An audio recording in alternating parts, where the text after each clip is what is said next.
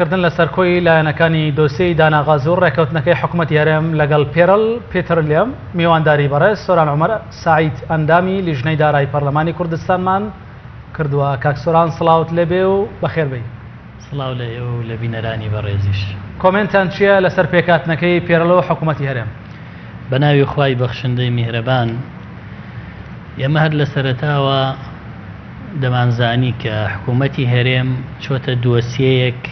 ململانەیەک لەگەڵ داناغاز بە دۆڕاوی، واتە ڕێگریەکانی حکوومەتی هەرێم لە داناغاز دوایەوەی لە ساڵی 2007ەوە گرێبەستی لەگەڵ کردووە، کارێکی نایاسایی بوو. ئەگەر بەهانەیان ئەوە بوو بێسەرەتا کە لە گرێبەستەکە هەندێک کەم و کوڕی هەیە لە زیانی هەرێمی کوردستانە، ڕێگای چارەسەرکردنی ئەمە نەبوو کە ئێستا دوای چەند ساڵ، دوای 4 ساڵ لە دادگا و دوای 4 ساڵ لە ململانێ گەیشتنەوە ئەنجامەی کە لەگەڵ داناغاز ڕێبکەون، بەڵام بەداخەوە زیاتر لە 2 ملیار و 200 میلیۆن دۆلاریان دۆڕاند و دەشبێ ئەم پارەیە بدەن. ئەمە ڕێکەوتنە نوێیەکە کارێکی باشە، بەڵام ڕێگریەکەی کە گەیشتن بەم دۆخە و هەرێمی کوردستان کەوتە ژێرباری دۆڕاندنێکی 2 ملیاری کارێکی خراپە و دەبێ ئەمانە لەسەر ئەم مەسەلەیە دادگایی بکرێن. و من لەگەڵ کاک عەلی حەمە ساڵح لە ماوەی ڕابردووە سکاڵامان لەسەر وەزارەتی سامانە سروشتیەکان تۆمار کردووە کە کێ مقەسیرە لەم دۆڕاندنە، لەم هەڵە گەورە، لەم ڕێگریە، لەم کارەساتەی بەسەر هەرێما هێنراوە لەم کاتا 2 ملیار دۆلار بکەوێتە سەری و دەبێ بیشیدا، دەبێت دادگایی بکرێ، هەروە تێنەپەڕێ بەسەریا. چکە تا ئەم ساتە ئێمەش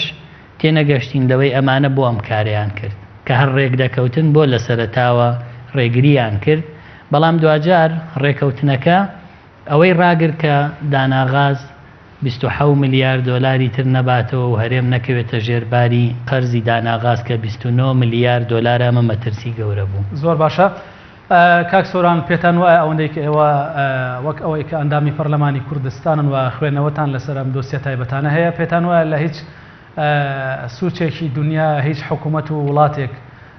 سەرمایی نیشتیمانی و ژێرخانە ئابوووریەکەی بەو شێوەیە هەڕاست بکات بۆ بەردەم کۆمپانیاکان؟ نەخێرەمەی لە کوردستان ڕووەدا هاوشێوەی نییە و کارەساتە، تەنانەت لە عێراق ئەمە ڕوونادا و لە عێراق ئەمە ناهێڵن هیچ کۆمپانیایەکی بیانی ببێ بە خاوەنی کێڵگەی نەوتی یاخود بەشێک لە کێڵگە نەوتیەکان کە ئێستا هەرێمی کوردستان کێڵگە بە کێڵگە دەیەوێ بیفرۆشێ بە کۆمپانیاکان و پشکەکانی هەرێمی کوردستان کەم دەکا. لە بەرامبەرە چەند کێڵگەیەکیش بەرەو لە ناوچوونە چێ لە بەرەوەی حکوومەتی هەرێم ئامادە نەبووە پارەی پەرەپێدانی بدا بە کۆمپانیا بیانیەکان بە وێنەی ئەوەی کە لە تەقتەق هەیە کارەساتە، چونکە یەکێک بۆ لە کێڵگە زۆر باشەکان، بەڵام بەرە و داڕمانێکی گەورە هات. هەرچەندە لە ناوچەی زاخۆ و تاوکی لە دوهۆک بەشێک لەو کێڵگە گرنگانەی کە هەرێمی کوردستان ئێستا داهاتێکی زۆری تایە هەیە، هەناردەیەکی باشی هەیە، بەشێکی زۆر لە پشکەکانی فرۆشراوە بە DNO و بە گنێڵ ئێنێرجی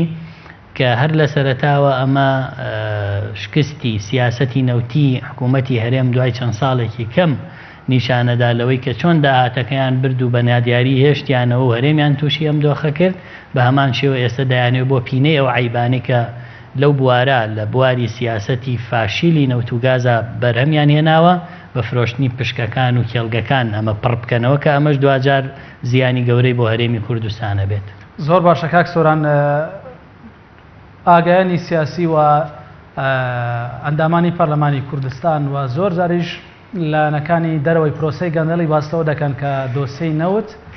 کە حکوومەتی هەرێمی کوردستان سەرپەرشتی دەکات لەگەڵ کۆمپانیەکان بۆ داهاتووی گەلی کورد زیانی هەیە. بەڵام دەپرسم ئایا زیانەکەی لە ئێستاش دەرنەکەوتووە؟ زیانەکەی ئەوەیە کە بە ماوەیەکی کەم ئەم کێڵگانەی ئێمە نەوتێکی زۆریان لێ دەرهاتووە لە دەرەوەی یاسای نەوتوگازی هەرێمی کوردستان مامەڵە کراوە لەگەڵ کۆمپانیا بیانیەکان و بە نایاسایی بەشێکی زۆر لەو پشکانە فرۆشراون و توانم بڵێم ئەوەی کە پێی دەوترێ نەوت لەژێر ئەرزە و ئەوەشی دەردەهێنرێت تەنها موڵکی ئەم نەوانەی ئێستا نین. ئێمە بە پێی یاسای نەوتوگازی پەرلەمانی کوردستان دەبوو سندوقێک هەبێ بەشێک لەو داهاتە بۆ نەوەکانی ئایندەتیایە هەڵبگیرێ. بەداخەوە نەک بۆ نەوەکانی ئایندە داهاتی نەوت هەڵنەگیراوە لەوەی کە دەرهێنراوە، بەڵکو ئەوەشی کە فرۆشراوە داهاتەکەی بە نادیاری ماوەتەوە و بووە بە نەکبەتی بۆ خەڵکی کوردستان، بووە بە نەهامەتی نەبووە بە خۆشگوزەرانی. ئەتوانم بڵێم سیاسەتی شکست خواردووی نەوت لە هەرێمی کوردستان کە حیزبێک و حیزبێکی تری شەریک و لە ناو ئەم دوو حیزبەشە چەند کەسێکی دیاریکراو بەڕێوەیان بردووە، خۆیانی پێدەوڵەمەند بوون و خەڵکیان پێهەژار کردووە و پاشەکشیان بە دیموکراسی و دامەزراوەکانی هەرێمی کوردستان کردووە و هۆکارەکەشی ئەوەیە کە چنگیان لەم داهاتە خەیاڵی نەوت گیر بووە. ئێستا لە ناو ئەم حیزبانە کۆمەڵێک خەڵکی باڵادەست هاوشێوەی مافیا دروست بووە بە پارەی نەوت، بە داگیرکردنی بیری نەوت، بە داگیرکردنی کێڵگەی نەوتی و فرۆشتن و مامەڵەکردن و وەرگرتنی نەوت و مشتەقاتەکانی و گواستنەوەی کە کارەساتی بۆ خەڵکی کوردستان بەرهەمهێناوە. بەداخەوە توانم بڵێم سیاسەتی نەوتی لە هەرێمی کوردستان ئەمەی لێبەرەم هاتووە کە ئێستا نەهامەتیە بۆ خەڵکی کوردستان. زۆر باشە. کەواتە سیاسەتی فرۆشتنەوەی پشکەکانی حکوومەتی هەرێم بە کۆمپانیەکان تا هەنووکەش لە زیانی حکوومەتی هەرێمی کوردستانە؟ ڕەنگە لە زیانی خەڵکی کوردستان بێ. حکوومەتی هەرێم پینەی پارە نادیارەکانی خۆی پێیەکە، پینەی ئەو پارانەی پێیەکە کە تا ئێستا دیار نییە لە چیا قەرزی کردووە و بۆ ئەم قەرزە کەڵەکە بووە لەسەری، لە کاتێکا موچەی بە چارەک داوە و چەند موچەیەکیشی خواردووە و داهاتێکی باشی نەوتیشی هەبووە، نەخێر پینەی شکستەکانی خۆیانی پێەکەن. باوەڕت چییە بە ئایندەی پرسی وزە لە هەرێمی کوردستان؟ ئومێد بەخشە یان وەک ئەوەی کە زۆرجار خۆتان باس دەکەن مەترسیدارە؟ لە ئێستایا کۆمەڵێک دەسەڵاتداری نادیموکراتی ناشەفافی دروست کردووە و لە ئایندەیە گەر بەم سیاسەت و بەم میکانیزمە و لە دەرەوەی یاسا و داهاتەکەی لە بندەسی کۆمەڵێک ئەشخاص بێ، مەترسی زیاتر لەسەر هەرێمی کوردستان و حکومڕانی هەرێمی کوردستان دروست دەکا و ئەو سیاسەتە پاشەکشەی بەوە کردووە کە کێڵگەکانی هەرێمی کوردستان بگەنە ئاستێکی باش و کارگەی پترۆکیمیاویمان هەبێ، پاڵاوگەی باشمان هەبێ بە پێچەوانەوە. تەنها دوو پاڵاوگەی فەرمیمان هەیە لە بازیان و لە کەڵک، بەڵام 300 پاڵاوگەی نایاسایی کۆمەڵێک بەرپرس و کۆمەڵێک خەڵکی بندستی بەرپرسەکانمان هەیە کە شوێنەکە بۆ ساختکردنەوەی نەوتی دزرا و نەوتی کڕا و لە داعش و شتی کاری نایاسایی کە بەداخەوە ئێستش لە هەرێمی کوردستان شوێن هەیە کێڵگەی نەوتی برادەرێک لە ناو حیزبی فڵانی داگیری کردووە، ئێستا شوێن هەیە لە بۆری نەوتی لێ دزرێ و شەوانە بارەکرێ و نەچاودێری لەسەر و نەکەسی شەتوانێ محاسەبەیان بکە. لەو دۆخەی کە هەرێمی کوردستان 600 بۆ 700 هزار بەرمیل نەوتە فرۆشێت لە هەموو بازاڕەکانی جیهان، دەبینی نرخی سوتەمەنی نرخی نەوت و بنزین لە هەرێمی کوردستانە ئێستا ڕۆژ بۆ ڕۆژ بەرەو قەیرانی زیاتر و بەرزبوونەوەی زیاتر و کوالێتی خراپتر دەڕوە. کاک سۆران، ئەو کلێنە گەورەی کە دروست بووە بە پەکخستنی پەرلەمانی کوردستان بۆ چاودێریکردنی حکوومەتی هەرێمی کوردستان، ئەگەر پەرلەمان لەسەر پێی خۆی بوەستایە و ئیشوکارەکانی وەکو ڕابردوو بەڕێبکردایە حکوومەتی هەرێمی کوردستان دەیتوانی بەو شێوەیە ڕێگە بە کۆمپانیەکە بدا کە تەراتێن لەسەر قوت و ئابووری خەڵکی کوردستان بە هەڕاشکردنی نەوتەوە بکەن؟ بە دڵنیاییەوە بەو جۆرە نەیانەتوانی، هەرچەندە کردویانە، بەڵام بەم شێوازەی کە هیچ لێپرسینە و چاودێریەکیان لەسەر نەبوو نەیانتوانی. و ئێمە و کاتێک کە 8 کاتژمێر وەزیری سامانە سروشتیەکانمان خستە بەردەم لێپرسینەوەی پەرلەمان تەنها لەسەر گرانبوونی نرخی بنزین بوو. ئێستا نرخی بنزین بە ئۆتۆماتیکی دەچێتەوە هەمان دۆخی ئەو کاتێک کە ئێمە 2 ساڵ لەمە و پێش زیاتر وەزیرێکمان لەسەری لێپرسینەوە لێ کردووە. لە کاتێکە ئەو کاتە حکوومەتی هەرێم دامی باشی هەبوو بۆ خاوەن تەکسیەکان، دامی هەبوو بۆ کارگەکان و بۆ نانەواخانە و شوێنەکانی کە کارگە و پیشەسازین. هات حکوومەتی هەرێم دوای ئەوە هەموو ئەم دامانەی بڕی و هەمووی بە پارا فرۆشێتەوە و هیچ دامێک ناکات بۆ هەرێمی کوردستان. تەنانەت دۆخی کارەبا کە ئێستا لە خراپترین دۆخای و قورسایی گەورە کەوتۆتە سەر ژیانی خەڵک بۆ کڕینی کارەبا لە مۆلیدە ئەهلیەکانەوە و کارەکەیەوەیە کامانە سوتەمەنیەکانیان بۆ خۆشگوزەرانی خەڵک بۆ بژێوی خەڵک باشکردنی بژێوی خەڵک بەکار نێناوە پارەی ئەوانەش دیار نییە کە ئێستا داهاتێکی گەورە و زۆرە بۆیە بەڕاستی ئەمەی کە کردویانە سزادانی خەڵک بووە تەنها سزای خەڵک لە چارەکە موچە و بڕینی موچەکەی ڕووی نەداوە بەڵکو ئەوەی لە بواری سوتەمەنی و لە بواری بەنزین و نەوتا هەیە ئێستا جۆرێکی ترە لە سزا بۆ خەڵکی کوردستان لە کاتێکا بەرمیلێک نەوتی هەرێمی کوردستان کە ئێستا بە نرخی برێند 4 دلار کەمتر 3 دلار کەمتر دەیفرۆشن لە سەروی 50 دلارەوەیە بەڵام ئەمان ئێستا